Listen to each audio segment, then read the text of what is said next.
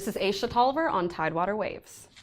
How's it going? Good, good. How are you? Doing good. Yeah. Appreciate you coming out. Yeah, and being a part of the platform. Yeah, absolutely. Yeah. So, yeah, we'll just jump straight into it. Who are you and where are you from? Okay, my name is Aesia Toliver. I am currently a news reporter, fill-in anchor for WAVY-TV. I'm from Palmyra, Virginia. People don't know where that is, so that's like 20 minutes outside of Charlottesville, where like UVA is. It's in the cut. Okay, up there in the mountains. Yeah, it's pretty though.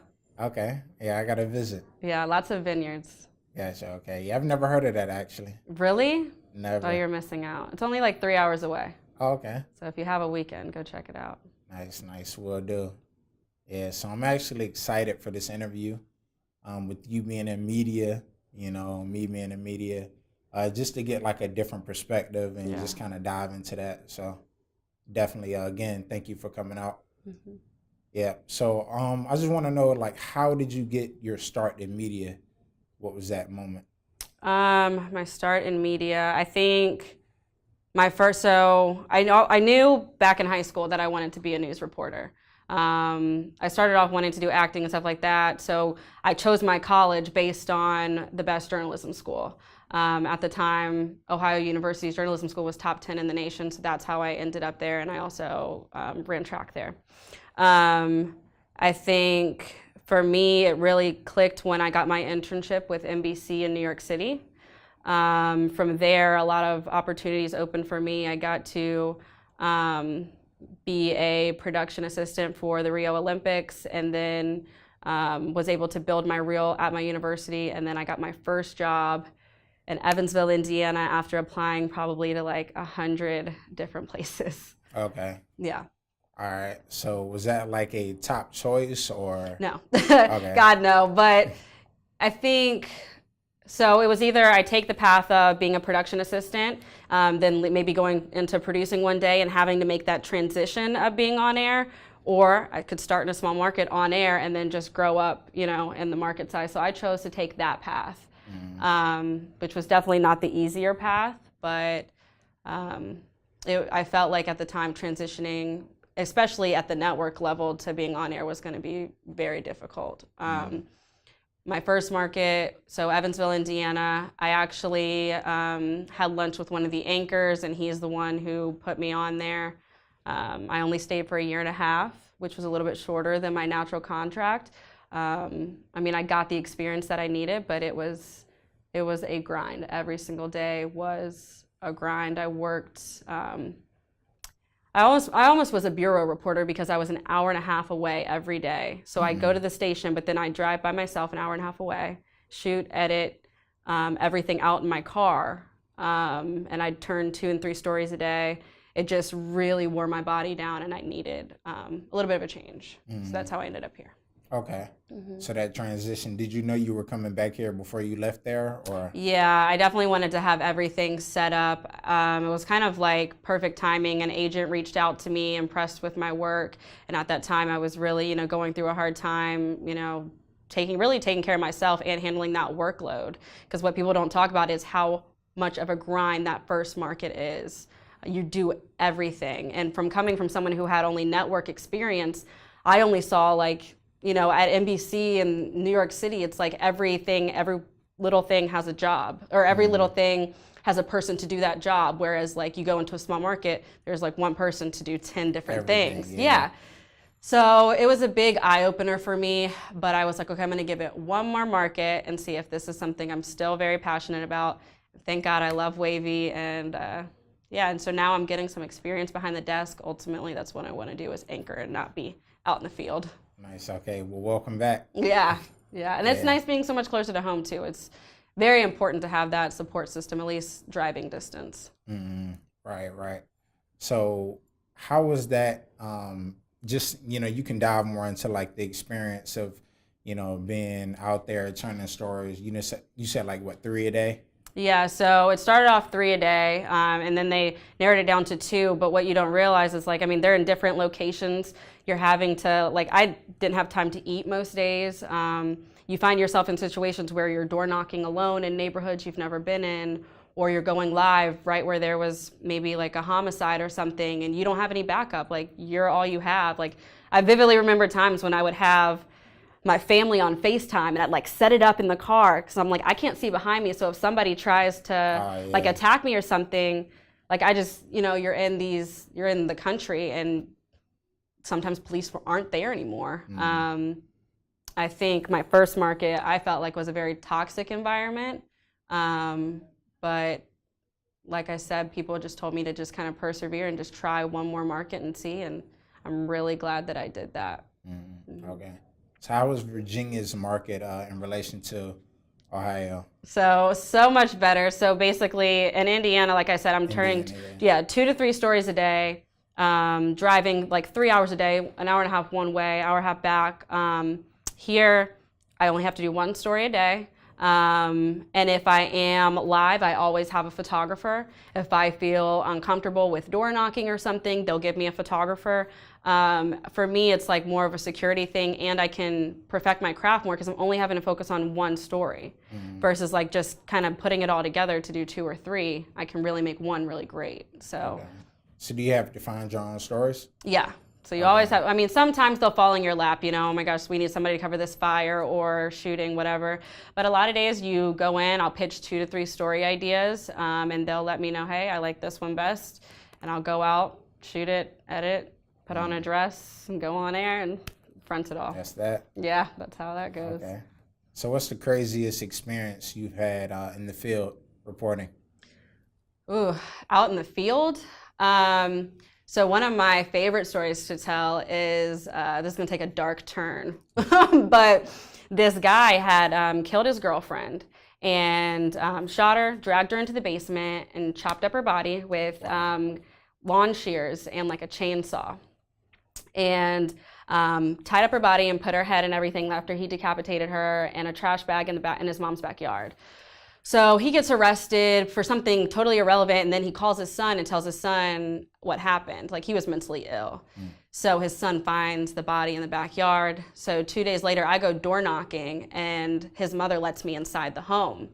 So she's talking to me, and she's, well, do you want to see downstairs? And I'm like, yeah, let's do it. Yeah. So we went downstairs, and it was like out of a like Dateline, like it was crazy. So you could still see the blood stains like on the wall from where it had like splattered up, and it was like so creepy and like unfinished. But that's like that sounds crazy that I like homicide murder type stuff, but it was really cool. So and it was an exclusive. You're an ID watcher. Yeah. Okay. Yeah. So I thought that's one of my favorite ones. But I mean, with every sad one or, death, there's always an opportunity to tell a positive story that changes someone's life. So it's not all, blood and everything. Right. Which people think, you hear reporting, it's like instantly goes to, reporting on something bad. Right. But yeah. So, I think a lot of people have that preconceived notion. And then, of course, the whole fake news. Yeah. Which drives me nuts because we would lose our jobs if we put out anything that wasn't fact checked 3 times, Incredible. Yeah. Yeah. Or so you spoke on your favorite story, but what's your favorite part of reporting?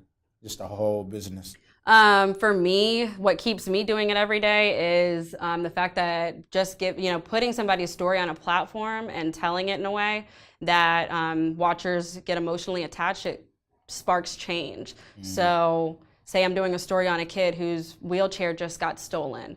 People see that and they're like, oh, I want to help. And so they'll donate a wheelchair. Like you have such an opportunity to change so many people's lives just by putting their story out there. And when I get those calls, like, thank you so much. And I'm like, I get chills. Like, this is why I do that, So that's my favorite part, is just being able to spark change by the stories that I tell. Yeah, and especially being, in the area that you're from. So, I know that's very satisfying. Yeah. It's weird because I've had, people like high school teachers that have moved out here that are like, we watch you every evening. And, so nice. It's pretty dope in that respect. Yeah. Nice. So, yeah, let's backtrack a little bit and talk about your time at NBC. How was that experience interning for them? And we'll get into the Olympic part of that. So after? interning, so I originally wanted to do sports. I was an athlete my whole life. I was like, I definitely want to do sports. I interned at NBC Sports in the digital department. So I'm writing articles and things like that, but I'm also getting to shadow some of the talent. It was a great experience, but if I could go back, I probably would have done that internship and like a local market internship. So I could see that balance, because I think it gave me a false sense of what my first job would be like if I didn't stick with like, you know, the track of being a PA there.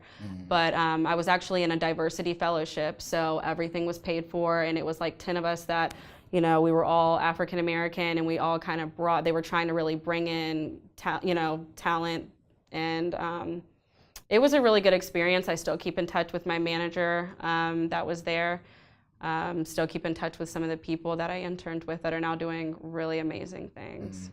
Nice. And how did that turn into the Olympics? You know? Yeah, I mean, I just kept touch with my contacts, and they actually at one point reached out to me like, hey, is this something you'd be interested in? I was like, heck yeah, like that would be, you know, I ended up doing boxing, so I wanted to cover track, but Obviously. I knew nothing about boxing, but I learned a whole lot, and it was a really, it was a good experience. It was not as hands-on, I guess, as I had expected. More just kind of following up and making sure everything was organized for the hosts and things like that were doing boxing that, that span. Okay. Were you at least in the vicinity of the track and field? Did you? No. So I was actually at the headquarters in Stamford. So they had you had the teams on site, and then you have like the hub where like a lot of people don't know, the hosts that are covering these sports are not actually down there, like weren't in Rio. So we were in these booths, and they'd watch it live and speak to it, but they weren't actually there. So I was supporting them at the NBC Sports headquarters. Okay. Yeah. Did they ever use like green screen in terms of getting shots in the field and then editing you all in? Not really. I mean, they would do some things in the studios. The studios there are just beautiful. It's a lot better than a green screen. Right, yeah, I bet. They're amazing. Nice, okay. So in terms of what you learned from NBC, what did you bring from that, I guess, in the field or in the office experience to, just now where you're at and just kind of progressing your media career? I mean, I think it's so important, especially in media, to know how to do a little bit of everything. It makes yourself way more marketable.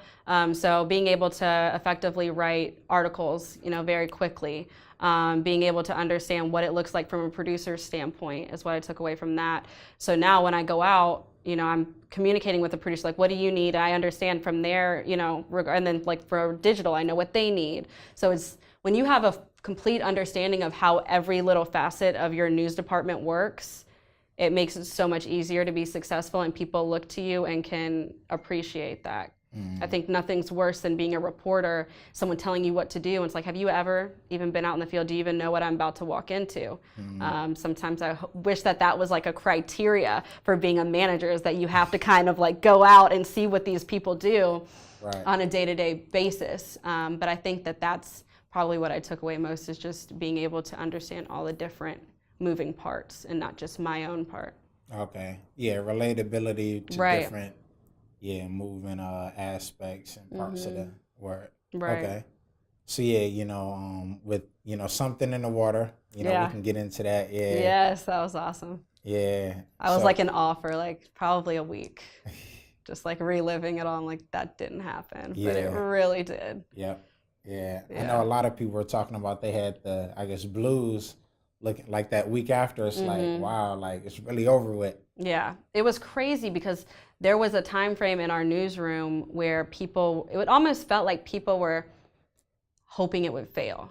And I kept saying, I don't think Pharrell's going to put his name on something that's going to tank like this. Like, I think they were expecting it to be another College Beach weekend or a fire festival. And they're like, nothing's going to be put together. I'm like, no, like I felt in my heart it was going to work. And then when I went to an informational meeting with the city council, and every question that they asked, that panel had an answer, I was like, they got this. Like, this is going to be extraordinary. And I think the fact that there was not a single shooting Yeah, just that spoke was huge. volumes. Yeah, that was huge. Because I covered College Beach weekend last year. Okay. The second like 11:30 hit, I mean, we're hearing shots going off. We're seeing huge swarms of people running away. I mean, we're running too, you know, whatever was going on, but it was night and day from last year. Okay. So how were those two experiences from the media perspective? Like, what are you all looking for? You know, just kind of that whole like point of view. I think it was important to just tell the story of what this was, and for, you know, there were so many different facets of it. It was really a community festival. The fact that he had free aspects for people that maybe couldn't afford a ticket, I think said a lot. And, you know, I actually got to sit down and interview Pharrell, and he was just speaking on, that's where the idea came from, is that if you don't give these kids anywhere to go, they're gonna get into trouble. I mean, last year, all the bars, all the restaurants, everything shut down. They wouldn't interview with me. They didn't want to deal with it. They didn't even want to talk about it. The actual restaurants and bars. Right, so everything on the ocean front was completely shut down. Like last year, I guess they figured they had had enough, and they were gonna risk losing the business that they could possibly get just because they didn't want to deal with any possible violence or what have you. But no, Pharrell said that's where the idea came from, was, you know, him and his friends or colleagues were talking about it, and he was like, you got to give people something to do. And that's what I said last year. I'm like, if people are there, you've got hundreds of thousands of people walking up and down this street, knocking each other, doing whatever, they're not having fun, they don't have anything to entertain themselves, it's kind of inevitable. Yeah, it's no That organization. something bad is going to happen. Yeah. You're setting them up for failure. Yeah. Yeah. So I'm glad, you know, salute to Pharrell and Yes. his team. Yeah, for definitely putting this on. Yeah, it was a game changer. Like, I'm sitting there, I'm like watching it, I'm like, this is, and of course, like even, and then the fact that he refunded some of the tickets just showed, you know what, your time and your money is valuable to me, I'm gonna give that back to you. But honestly, I think everyone I interviewed that day was like, I don't care about Friday getting rained out. He made up for it with everything else. Yeah, nice. Yeah. See, did you get a chance to enjoy it, or were you just strictly working? Oh yeah, so like the second I clacked out, I was like, all right, I'm gone. And I actually had bought a ticket separate. I didn't know that our media passes were gonna allow us to get in after hours or whatever. Okay. But yeah, no, I did get to enjoy it, of course. I can't even say, probably Jay-Z was my favorite performer that came out, just because I was like, this is wild. But Jhené Aiko, love her, and she's just, gosh, I was just mesmerized by her performance. Yeah. But no, overall, I think it was amazing. I don't know how he's going to top it next year. I don't know how you top that. Yeah, Unless you some put ideas. Beyonce on the stage, I don't know how you top it. Yeah, I definitely think he's going to follow up. Yeah. Yeah, with something great. It's going to have to be. And, you know, all the hotels down there, we've already done stories where they're selling out. And everything. For next year? For next year. Wow. Like, if you want to go, PSA, get a room now. Yeah, ASAP. Or set something up, like stay with a friend, because there won't be any left. Not after how successful this past year was. Oh, yeah, for sure. Yeah, so how was that interviewing? You know, that's kind of got to be a dream, you know, being from your home area. Yeah. You know, interviewing a Virginia legend. Yeah, I mean, being able to speak to him and just saying thank you from one Virginian to another was huge. When I got the call that I was interviewing him, I was pretty shell-shocked, because I was surprised they didn't choose one of the anchors or somebody with a little more experience. But I think the fact that I'm from Virginia and I listen to his music and things like that, I could speak to it a little bit better maybe than some of the older generation people at my station. I was so nervous, but then I sat down and he was a real person, you know, and he was just so chill. It was top 5 best moments in life right there. Okay, Yeah. nice. Yeah, so how do you prepare for something like that? I think it's just all about doing research. I watched tons of YouTube interviews with him. Breakfast Club interview with him was crucial, because they talked about all the amazing talent that came out of Virginia. Yeah. And they were like, there must be something in the water down there in Virginia. I was like, yeah. Oh, okay. Yeah. I see where this came from. Yeah. So just doing that kind of research, and you know, I think there's nothing worse than being underprepared as a reporter and not being able to speak to something that maybe they say. So I found out a good week in advance that I was interviewing him, so I was able to kind of do my research from there. But okay. yeah, it was awesome. Yeah, I bet. Yeah. Yeah, so you did a great job. Checked out the Thank you. interview. Speaking of doing research, who are some of your inspirations and people you study in this field?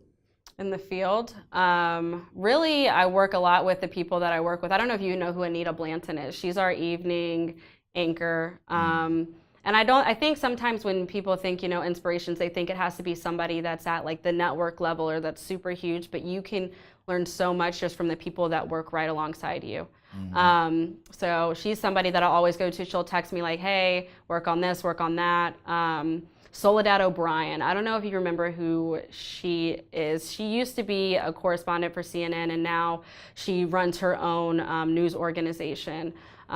She came to my university once, and she was just the way she asked questions, just amazing. And then there's always, there's a couple network reporters that that are just fabulous storytellers. Like I will just sit on YouTube and just watch all their different stories, and there's never one way to tell a story. And I hate doing stories that are just straight on, like you start with the best soundbite. Like I like keeping secrets, I like holding a little bit of information back and then hitting somebody with something maybe 30 seconds in.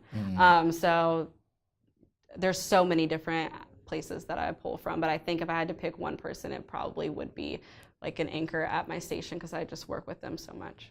Okay. So yeah, let's get into the job portion of it. Like, what is your dream location or dream job for your field that you see yourself? I think I want to go all the way to network level. I love the Today Show. Like, I think for me, it's a lighthearted way of telling news. You get to smile, you get to laugh, you get to be conversational, down to earth, but you don't have to be so stoic and like serious all the time. And I think that would be a good fit for me. As far as my next move, I like the idea of Dallas or Houston. But I'd have to go up one more market before I could probably get somewhere like that and be a network correspondent. But that's end game.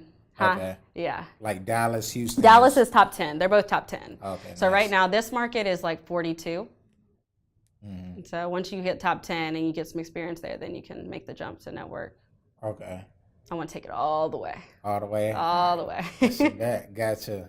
Yeah. So, speaking of those top 10 markets, there's a lot of development going on in the area. How do you feel about the development, and also just do you think that will increase the market ranking for the area? Development in the areas and more housing, things like that? Yeah, infrastructure? More housing, just with, what the renovations they're doing at the oceanfront, Norfolk is doing. Oh, you're talking about here? Yeah. Yeah, here, yeah. I think honestly something in the water kind of put it back on the map. I mean, the oceanfront it looked like it hadn't had a facelift and God knows how long. I used to go there as a kid and it looked the same as when I went as a kid. But it was crazy to see businesses putting fresh paint up, ahead of something in the water. And, I think we need more stuff like that. And I think that's, people that came here were saying, locals were impressed with how nice people from out of town were. And they were just saying, this is such a beautiful place, blah, blah, blah. And I think it's just, you have to have something to get people here in the first place before they can appreciate how amazing it is. But I think it's definitely a step in the right direction. There's always room for improvement though. But yeah, and I mean, in Town Center where I live, Wegmans just went up. They've got a Shake Shack opening tomorrow. Like just little things like that. I mean, it's increasing the quality of life and it's gonna bring in more people naturally. Right. So does that have any relation to the market? The market size? Yeah, market size. Yeah, so market size is pretty much based on household viewers. So yeah, the more people, so more people, the higher up. So like our market size next year could go up or it could go down. It's not always just market 42 and that just is what it is. It's just based on viewership. Okay. Nice. So yeah, where can viewers find you? Viewers can find me, so I'm on Instagram, Facebook, Twitter. Aesia WAVY is pretty much every single handle for all of those. I'm probably most active on Twitter as far as my day-to-day storytelling, but I'll post on Facebook and then Instagram, kind of more personal photos and things like that. Okay. But yeah, we look forward to more reporting. Thank you. You know, and definitely appreciate the work you're doing in the community, in the media scene, and you know, you all go check her out at WAVY-10. All right, thank you so much. All right, no problem. Thank you for coming out. Yeah.